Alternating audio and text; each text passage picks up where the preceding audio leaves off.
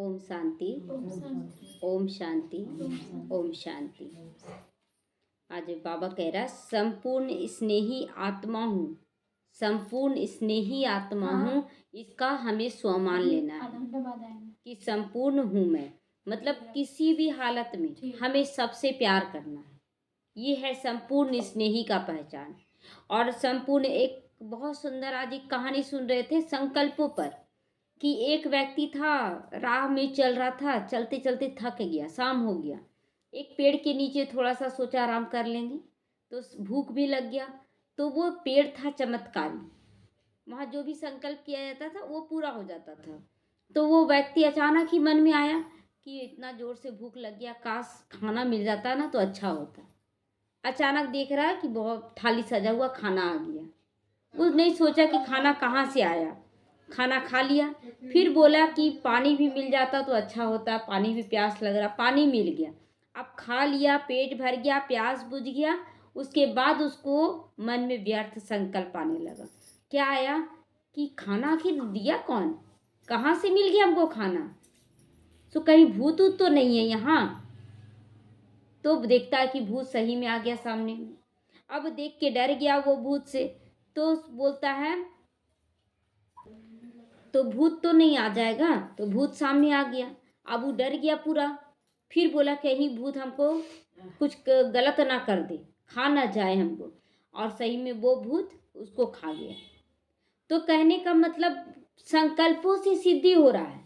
हम भी कहाँ बैठे हैं, अभी कहाँ बैठे हैं, कल्प वृक्ष के नीचे, क्योंकि ज्ञान मिल गया हम लोगों को कि कल्प वृक्ष के हम लोग जड़ों में बैठे। बाबा बोलता ना कि ब्राह्मण बच्चे अभी कहाँ बैठे हैं, जड़ों में बैठे हैं। तो हम लोग भी वहाँ बैठे हुए हैं। अब हम संकल्प कर रहे हैं, सब कुछ अच्छा हो रहा सब कुछ, लेकिन अचानक माया प्रवेश करती है, व्यर्थ आने लगता है, कहीं कुछ गलत ना हो जाए, तो गलत भी हो जाता है। तो संकल्प से सिद्धि हो रहा है। तो जब ये ज्ञान हम लोगों को मिल गया, तो फिर हम क्यों करें गलत संकल्प, ही क्यों करें। जो जब तक हम अनजान थे तब तक गलत संकल्प कर रहे थे, लेकिन जब जान गए तो अब गलत संकल्प नहीं करना है। तो उसी तरह अब देखिए दूसरी आत्माएं जो है वो तो गलत करेंगी, लेकिन उनके साथ गलत नहीं होगा, उनके साथ नहीं होगा उतना गलत जितना हमारे साथ होगा, क्योंकि हम लोग जानकार हो गए। और जानते हुए भी गलत संकल्प करेंगे तो उसका ज्यादा रिटर्न होगा। तो बाबा कहता है कि बच्चे तुम्हें संपूर्ण स्नेही बनना है। जैसे बाबा तुमसे प्यार किया ना, बाबा हमारे अंदर बहुत सारा बुराई देखा होगा, लेकिन फिर भी बाबा बोलता है ना एकदम तुम पतित बन गए थे, खराब बन गए थे, लेकिन बाबा प्यार में कमी नहीं किया। सबको प्यार से पहले जगाया, पहले थामा हाथ और प्यार से संभाला। उसके बाद धीरे धीरे छोटा छोटा कमी धीरे धीरे बताना शुरू किया। ऐसे तो रोज बोलता है मीठे बच्चे, प्यारे बच्चे, लाडले बच्चे, लेकिन थोड़ा थोड़ा कमी बताना शुरू किया। तो बाबा कहता है कि इसी तरह तुम्हें भी अपनी कमियों को निकाल कर, दूसरे की भी कमियों को ना देखकर केवल स्नेह से उसे सुधारना है, उसे सुधारना है। जैसे तत्व योगी सदा ही ये लक्ष्य रखते हैं कि तत्व में समा जाए, लीन हो जाए, लेकिन वो कभी अनुभव करेंगे कि लीन होने का, वो अनुभव नहीं करेंगे, क्योंकि जिस दिन वो संपूर्णता को प्राप्त करेंगे तो वो शरीर को छोड़ेंगे और लीन हो जाएंगे, मतलब चले जाएंगे परम धाम। लेकिन अभी हम लोग लीन होने का भी अनुभव कर रहे हैं, प्राप्ति स्वरूप का भी अनुभव कर रहे हैं, सत्युग की सीन को भी अंदर से अनुभव कर रहे हैं कि कैसा होगा सब कुछ। तो ये हम लोगों का जो जीवन है ना, ये बहुत सुंदर है। हम इसको व्यर्थ या नेगेटिव संकल्प करके बर्बाद क्यों करें। हम लोगों को व्यर्थ नहीं कमाना है, सब अच्छे से अच्छा होते जा रहा है। तो बाबा कहता है इस समय नॉलेज के आधार पर तुम समझते हो कि बाप की याद में समा जाना यही लवलीन हो जाना है। तो हमें लवलीन, जैसे कि बोलते हैं ना कि सूर्य की किरणों में समा जाना, तो हमें भी बाबा के साथ समा जाना, उनके प्रकाश में एकदम लीन हो जाना है।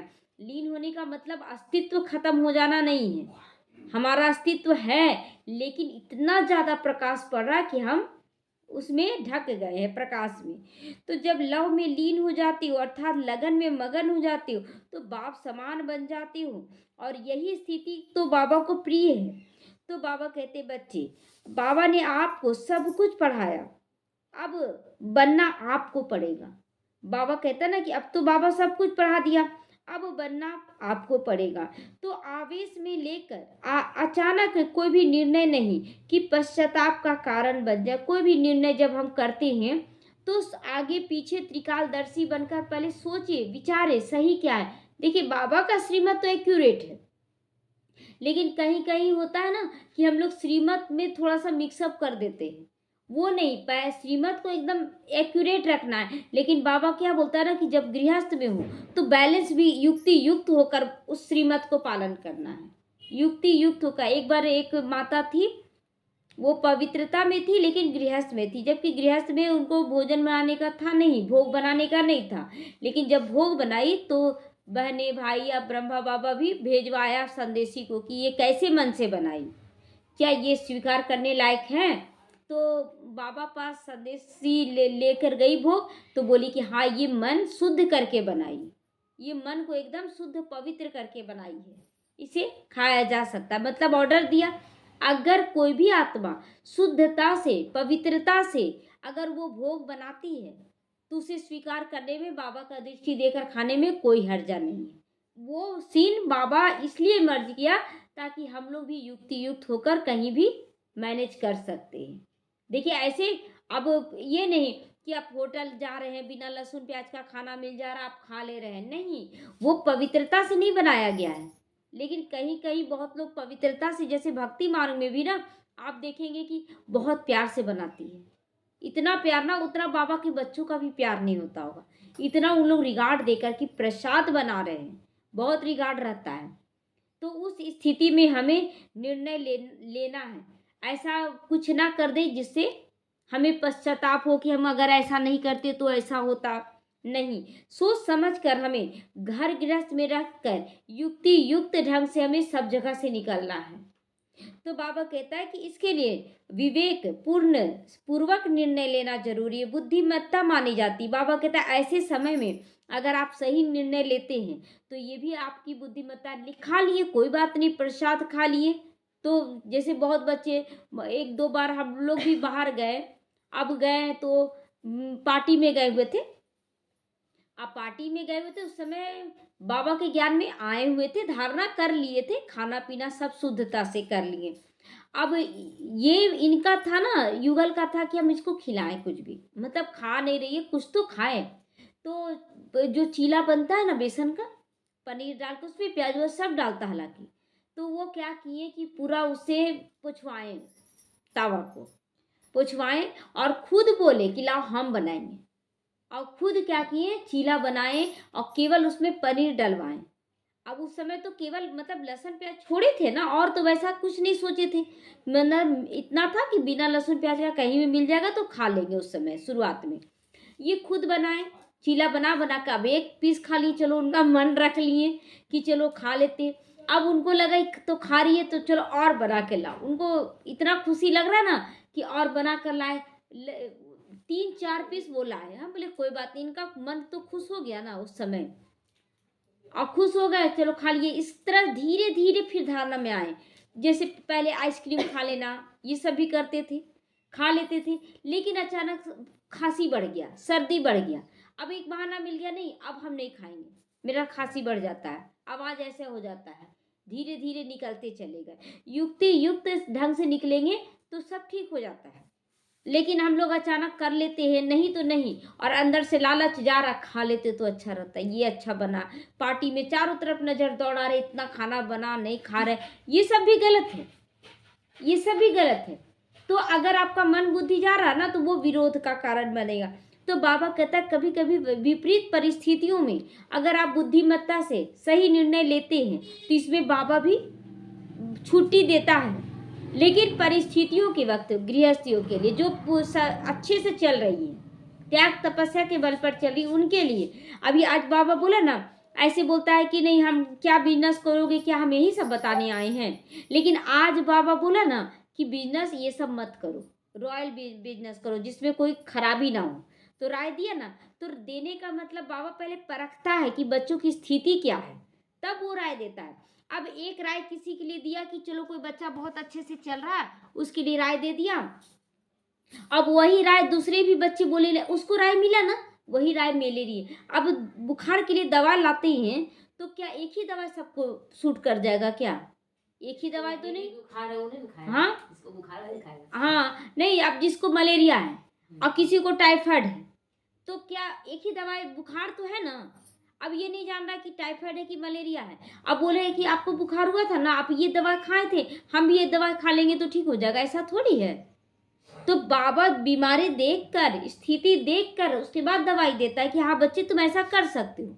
अब उसको देखकर हम भी कर लें ऐसा नहीं है। तो बाबा हमेशा बोलता है पूछो, सर्जन से सारा बात रखो। हम लोग रखते हैं सारा बात, हम लोग अपना निर्णय शक्ति यूज करने लग जाते हैं। अभी देखिए, एक है कोई परिस्थितियों में एकदम घिर चुका है, चारों तरफ की परिस्थितियों में घिर चुका है, और वो भाई बोल रहा है कि हम क्या करें। अब तो ये परिस्थितियां मतलब हमको छोड़ेगा नहीं, हमको जान ले लेगा मेरा, क्या इसका कोई उपाय है?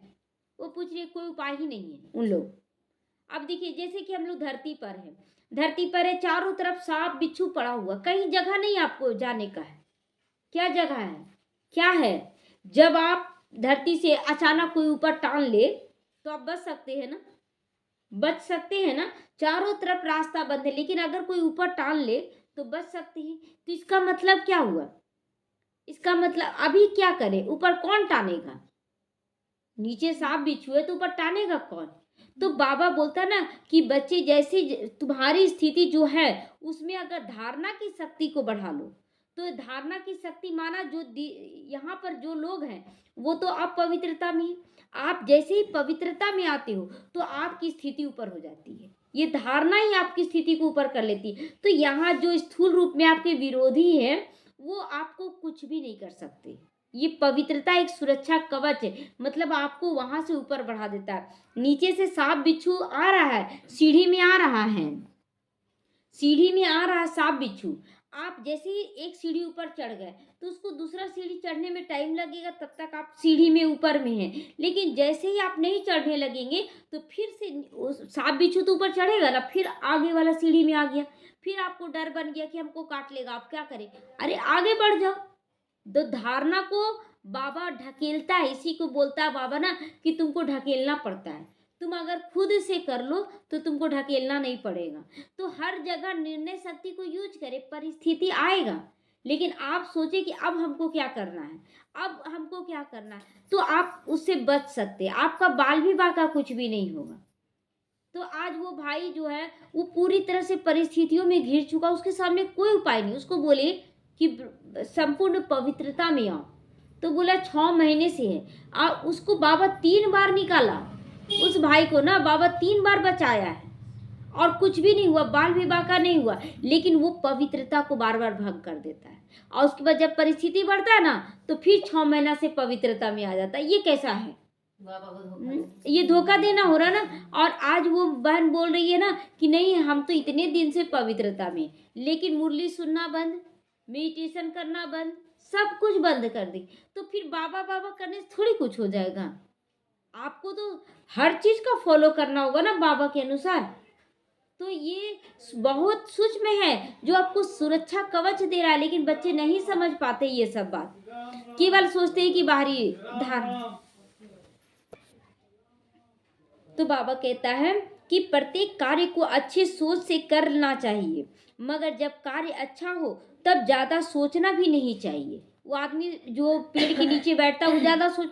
अभी लोग क्या कर रहा है कि जैसे धारणा कर लिया, उसका परिस्थिति ठीक हो गया, अब क्या करता है ना वो अपने मन मत से चलना शुरू करता है, बाबा के श्रीमत को किनारा कर देता है। तो कैसे उसका ठीक होगा कि नहीं अब कैसे है, मेरा भी तो इच्छा है। पैसों को बाबा के यज्ञ में नहीं दे रहा है वो भाई, 1 रुपया नहीं, और बोले मेरा भी तो इच्छा है, पूरा मकान अच्छा बना रहा है तो ये सामान ला रहा है, ये खाना ला रहा है, क्या बच्चों का मन नहीं देखेंगे? बाहर का सामान ला रहा, अच्छा परिस्थिति बढ़ेगा कि नहीं उसका? आप बाबा के लिए बोल दे रहे मेरे पास नहीं है कुछ भी, और उसके बाद फालतू खर्चा करते जा रहे हैं। तो बहुत सारी गलतियां लोग करते हैं, और जब पूरी तरह से उलझ जाते हैं ना तो बोलते हैं कि नहीं हम तो क्षमा याचना कर ही रहे हैं, हम तो कर ही रहे हैं सब कुछ, कहाँ कुछ ठीक हो रहा, कैसे ठीक होगा? आपको हर एक श्रीमत का पालन करना पड़ेगा बाबा के अनुसार। आपको कहीं भी गलत नहीं, आप एक धारणा किए फिर दूसरा धारणा कीजिए, फिर तीसरा धारणा कीजिए, रुकना नहीं अभी। क्योंकि आपके पीछे सांप बिच्छू लगे हुए हैं आपको डसने के लिए, काटने के लिए। तो बाबा कहता है कि बच्चे बार बार अपने आप को चेक करो कि हम कहाँ तक पहुँचे हैं। घर तक नहीं पहुँचे अभी, घर नहीं पहुँचे अभी, धारणा किए हैं तो रास्ते में चलना शुरू किए हैं। घर पहुँचे हैं क्या? परम धाम। जब हम परम धाम पहुँच जाएंगे ना, तब फिर सारा विधि समाप्त हो जाएगा विघ्न। अभी तो हम लोग रास्ते में हैं, तो रास्ते में आगे बढ़ने से ना बोलते हैं, अगर खड़े हो जाइए तो पीछे वाला क्या बोलेगा कि चाहे तो हट जाओ तुम यहाँ से, हम लोग को आगे बढ़ने दो, या तो फिर तुम आगे बढ़ो। लेकिन खड़े हो जाइए तो पीछे वाला गुस्सा आएगा कि नहीं। तो कभी कभी हम लोग जो धारणा कर लिए ना, बस उतना तक ठीक है, बस उससे ज़्यादा हम नहीं कर सकते। तो इसी कारण से विघ्न बड़ा रूप में आने लगता है, उसको ढकेलता है, लोग उसको उल्टा पुल्टा बोलता है, क्योंकि आप अपनी धारणा को बढ़ा नहीं रहे। अब क्या करना है? हम लोग भी सोचते हैं कि देखिए सब कुछ धारणा कर लिए, अब क्या और धारणा नहीं है? अभी हम लोग पूरा धारणा कर चुके हैं, अभी भी पूरा धारणा नहीं की। अभी हम लोगों को महसूस होता है कि अभी साइलेंस का शक्ति पूरी तरह से नहीं लाए हैं। कितना बोलते हैं, व्यर्थ भी सोचते हैं, नेगेटिव भी सोच लेते हैं, तो पूरा धारणा नहीं है। फिर बहुत हद तक खाना पीना हर चीज हम अपने अंदर भी चेक करते हैं, तो अभी साइलेंस की शक्ति को पूरा नहीं बढ़ा पाए। लास्ट में जो 3 साल था ब्रह्मा बाबा का, वो कितना एक्यूरेट कर लिया अपने आप को। मम्मा के जाने के बाद 3 साल वो योग तपस्या को बढ़ा दिया। क्यों बढ़ाया? ताकि घर तक वो पहुंच सके, मंजिल तक वो पहुंच सके। और हम लोग क्या करते हैं ना कि धारणा तो किए हैं, और कितना धारणा करें? लोगों के मुंह से यही सुनने को मिलता है कि और कितना धारणा, हम ब्रह्मचर्य का पालन कर रहे हैं, लहसुन प्याज भी छोड़ दिए, बाहर का खाना पीना, क्या इतना ही धारणा है? उतना में हाँ? अटक गए हैं लोग, अटक गए हैं, बहुत कर लिए धारणा। उसके बाद प्राप्ति की अपेक्षा करते अब फिर केवल प्राप्ति सोच रहे कि हम तो कर लिए, बाबा कहाँ दे रहा है, बाबा कहाँ दे रहा है। लेकिन उससे भी ऊपर फिर मन तक आना है ना, मन से करना है। तो लोग ये सब समझते नहीं। तो स्वस्थ तन स्वस्थ मन ही वास्तविक धन है। तो हमारा शरीर क्यों बीमार होता है? क्योंकि हम मन से क्या कर रहे हैं? तन से पवित्रता को धारण कर लिए, मन से नहीं ला रहे। चलो मन से भी अब क्या हो रहा है, धीरे धीरे जैसे बाबा को हम बोलते गए हम लोग कि बाबा अब नेगेटिव नहीं आना चाहिए, अब व्यर्थ नहीं आना चाहिए बाबा। क्यों हम लोग, तो हमें क्या करना होगा? फिर मन का धारणा में आना होगा कि मन से हम क्या गलत कर रहे हैं। सूक्ष्मता से चेकिंग करना होगा कि अब क्या धारणा करें। अभी क्या है कि व्यर्थ नेगेटिव तो नहीं चल रहा है, लेकिन अभी मन में आ रहा है कि नहीं बाबा हमको और साइलेंस में आना है, अब और साइलेंस में आना है, ज़्यादा नहीं बोलना, जो काम का बात है वो बोले। और उसके बाद खान पान के प्रति भी लग रहा है कि कुछ न, जितना देखिए पहले जितना खाते थे अभी कम किए, तो क्या फर्क पड़ा? कुछ नहीं फर्क पड़ा। लेकिन क्या होता है ना, उतना कर लेने के बाद ना फिर मन स्थिर हो जाता है, अब थोड़ी करना है, इतना नहीं खाएंगे, इतना नहीं करेंगे, ये मन में आ जाता है। जो दृढ़ता था ना शुरू में, वो दृढ़ता नहीं रहता है। रहता है दृढ़ता? पहले लोग बोलता था नहीं नॉनवेज छोड़ोगे तो ऐसा हो जाएगा, लहसुन प्याज छोड़े ना, लेकिन अब वो दृढ़ता की कमी हो जाती है जब मन तक आता है। क्योंकि जो दृढ़ता था बाहरी, अगर मन का धारणा करने लगते हैं ना तो उसमें ज़्यादा दृढ़ता की आवश्यकता होती है, लेकिन वो दृढ़ता नहीं है अब। तो बाबा कहता है अगर बुद्धिमत्ता से अगर सही निर्णय करोगे हर परिस्थिति के समय, तुम ऊपर चढ़ जाओगे तो परिस्थितियाँ छोटी हो जाएंगी। हमें परिस्थितियों को छोटा कर देना है। परिस्थितियाँ अपने आप, कोई बोला ना बच्चा लाइन खींच दिया टीचर, अब बोला कि इसको बिना काटे छाटे उसको छोटा करके दिखाओ, इतना बड़ा लाइन खींचा, बोले इसको बिना काटे छाटे छोटा करके दिखाओ। तो बच्चा बहुत तेज था, वो झट से पेंसिल लिया और एक बड़ा लाइन खींच दिया, मतलब बड़ा कर दिया। वो तो अपने आप छोटा, उसको छोटा करने का दरकार पड़ा नहीं। तो ये परिस्थितियाँ इतना बड़ा है, लेकिन अगर उसको छोटा करना है तो हम अपनी धारणाओं को बढ़ा दें, अपनी स्थिति को पावरफुल कर लें, तो वो परिस्थिति छोटा हो जाएगा। हम इस पे ध्यान नहीं देके हम लोग क्या करते हैं ना कि हम अपने अंदर की स्थिति को ना ध्यान देके परिस्थिति पर पूरा ध्यान देने लग जाते हैं, और इसी कारण से परिस्थिति और बड़ा रूप नजर आता है कि बहुत बड़ा परिस्थिति है। परिस्थिति कुछ भी नहीं, बाबा मिला ना उसके बाद परिस्थितियां तो लगता कुछ भी नहीं है। लेकिन हम लोग सोच सोच कर बड़ा कर देते और आ ही जाता है ना, बीच बीच में आ ही जाता है।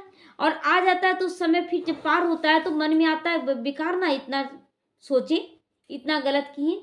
नहीं भी सोचे तो सब ठीक हो जाता है, लेकिन अचानक बुद्धि काम करना बंद कर देता है कि अब क्या, बुद्धि एकदम काम करना बंद। लेकिन अगर थोड़ा देर साइलेंस में रहकर हम सोचें, बाबा से योग लगाएं, तो आता है निर्णय कि बच्चे ये करो, बच्चे यहाँ ऐसे करो, पवित्रता की धारणा को इसमें और पावरफुल हो जाओ, कुछ भी नहीं है। और बाकी अगर हिसाब किताब है तो क्षमा याचना करके भी उसको चुकतू किया जाता है। तो बाबा कहता है कि बच्चे, स्थूल धन कमाने के पीछे इतना तुम बिजी हो जाते हो, न तन की स्थिति को देखते हो न मन की, जबकि ये विनाशी कमाई है।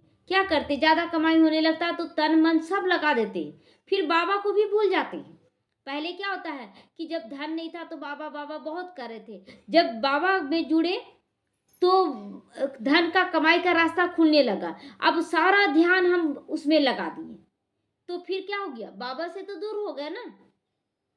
तो इस पे विशेष ध्यान देना है कि कमाई कुछ भी हो रहा वो बाबा की देन है, वो बाबा की देन है। हमें हर पल बाबा को साथ रखकर अपनी धारणाओं को, अब बोलते हैं कि अब सब कुछ तो धारणा कर लिए, क्या इतना भी ऐश मौज नहीं करेंगे, क्या है, नहीं। अभी हम लोगों का जो जीवन चल रहा ना, संगम युग का जीवन, ये केवल त्याग और तपस्या का जीवन है। यहाँ पर वो सोचे नहीं कि हमें ये चाहिए, यहाँ चाहिए तो फिर स्वर्ग में कमी हो जाएगा। यहाँ चाहिए क्या किसी को, यहाँ नहीं चाहिए ना, तो यहाँ मिलते हुए भी क्या करना है। इसी का मिसाल देते हैं ना कि जो सुदामा थे उनको सब धन मिल गया, और धन मिलने के बाद फिर बोले नहीं हमको नींद नहीं आ रहा है, हम पहले वाले ठीक थे कि हम कम से कम कृष्ण को याद तो करते थे। तो सब धन क्या किया, छोड़ छाड़ के निकलने लगा। तब उनकी पत्नी और बच्चा बोला हम भी निकलेंगे, तब वो दान में दे दिए। अब दान में देने के बाद जिस व्यक्ति को दान में दिए ना, वो उनके मुंह पर दरवाजा बंद करने लगा कि कहीं लेने ना आ जाए। तब वो हंसते हैं कि देखो मेरा ही दिया हुआ है, लेकिन देखो आज कैसे कर रहा। तो ये भी अहंकार था, लेकिन वो बोले कोई बात नहीं, अब मेरा रहा ही नहीं, अब वो भीख मांग कर ही अपना करने लगे। तो यहाँ इसका मतलब कि हम लोगों को अगर यहाँ मिले भी ना सुख, तो उसको एक्सेप्ट नहीं कीजिए, उसको कभी एक्सेप्ट नहीं कीजिए, वो भी बाबा पे समर्पण। बाबा हमको तो ऐसे ही त्याग तपस्या करके रहना। बाबा स्वीकार किया, ब्रह्मा बाबा इतना बड़ा बड़ा बिल्डिंग बनाया, लेकिन उनका कुछ भी नहीं, उनके कमरे में रहता है, बस एक बेड जो था और 2 कपड़ा था, कुछ भी तो नहीं रहा। हम लोग कुछ देर के लिए थोड़ा सा हो जाते हैं, ऐसे करना चाहिए, ऐसे करना है, हो जाते हैं। तो हम लोगों को बाबा के यज्ञ के लिए जितना हम सब कुछ करते जाए, अपने लिए कुछ सोचे नहीं, हमको ये चाहिए वो चाहिए, नहीं, कुछ भी नहीं चाहिए। और सेवा को भी और बढ़ा दे, ये नहीं कि पहले हम इतना सेवा करते थे अभी कितना करते रहेंगे, नहीं, और सेवा करे बाबा। इतना शरीर को हमको ये मजबूत बनाना है कि हमको और करना है। तो बाबा कहता है कि बच्चे मन को कभी भी बाबा कहता है धन कमाने के लिए कभी भी तन मन को कभी भी दाव में मत फंसाओ। मतलब जो धन में फंसा देते हैं मन बुद्धि को, इतना भी मत फंसा दो कि बाबा को भूल जाओ। तन मन को नियम प्रमाण ही चलाओ, संयम में रखते हुए धन अर्जित करो। धन अर्जित करने के लिए बाबा मना नहीं किया, लेकिन संयम में रख कर अर्जित करना है। क्योंकि देखिए समय समय पर जो होना उतना ही होगा। आप सोचेंगे कि हम बहुत कमा लिए तो तुरंत सब कुछ ठीक हो जाएगा, वैसा नहीं है। वो समय पर ही सब कुछ होगा, और समय पर कहाँ से हो जाएगा वो भी बाबा जानता है। तो हम क्यों सोचे इतना, लेकिन हमें बाबा के अनुसार पूरी तरह से चलना। तो जगह जगह पे आपका निर्णय शक्ति को यूज करना है, निर्णय शक्ति आपको यही। और कभी कभी तो ऐसा महसूस होता है ना कि परिस्थिति आया हुआ है और बाबा एकदम साइड हो जाता है, लगता है कि कोई कुछ सूझ ही नहीं रहा है कि क्या क्या निर्णय ले। लेकिन फिर भी अगर आप उस समय स्थिति को थोड़ा धैर्य से करें तो आपको फिर निर्णय शक्ति आता है कि नहीं बच्चे यहाँ ऐसे करो, तुरंत बाबा टच करता है। लेकिन जहाँ हम खुद बोलते कोई कुछ भी नहीं सूझ रहा, क्या करे, परिस्थिति बहुत बड़ा है, उलझा लेंगे मन को, तो नहीं। पानी जोर से प्यास लगा हुआ है, पानी गंदा है, पी भी नहीं सक रहे, बेचैन भी हो रहे, अगर थोड़ा सा धैर्य कर लें तो पानी तुरंत थोड़ा सा बैठता है और साफ पानी नजर आता है। तो हमें हमारे अंदर निर्णय शक्ति के साथ साथ धैर्यता की शक्ति भी बहुत जरूरी है। तो इसीलिए बाबा कहता ना कि जो 36 गुण हैं और सर्व शक्तियाँ जो सहन शक्ति, समाने की शक्ति, एक एक शक्ति की वैल्यू है जीवन जीने के लिए। हम एक शक्ति के बिना भी नहीं रह सकते। इस जीवन में एक एक शक्ति का विशेष महत्व है। क्या वो सारी शक्तियाँ आ गई हमारे अंदर? ये सब चेक करना है, क्योंकि पुरुषार्थी जीवन का यही महत्व है कि हर पल आप सारी शक्तियों को ग्रहण करते हुए आगे बढ़े, सारे गुणों को धारण करते हुए आगे बढ़े। कुछ नियम का पालन करके कभी मत सोचे कि हम तो संपूर्ण बन गए। संपूर्ण बनने का मतलब है बिल्कुल डिटैच हो जाना, बिल्कुल डिटैच हो जाना दुनिया से। क्या डिटैच हुए हैं अभी? अभी भी डिटैच नहीं है, अभी भी तो चाहना रख रहे हैं, यानी कि आप रमे हुए हैं। तो हमें ये सब सोच कर विचार कर चलना चाहिए, समय पर निर्णय करना है। अपनी निर्णय शक्ति भी यूज मत कीजिए कभी भी, क्योंकि अगर आप अपना निर्णय शक्ति यूज करते हैं तो आपको अहंकार आ जाएगा कि हम ऐसे किए। अगर बाबा को याद किए कि बाबा आप बताओ कैसे करना है, बाबा तुम इसका बता देना, मुझे टच कर देना, तो फिर आपको क्या लगेगा कि नहीं मेरा ये निर्णय नहीं था, ये तो बाबा का निर्णय है। तो फिर अहंकार नहीं आएगा। तो इसीलिए हर पल बाबा को सामने रख कर ही कोई फैसला ले, ताकि ये अहंकार ना आए। ओम शांति।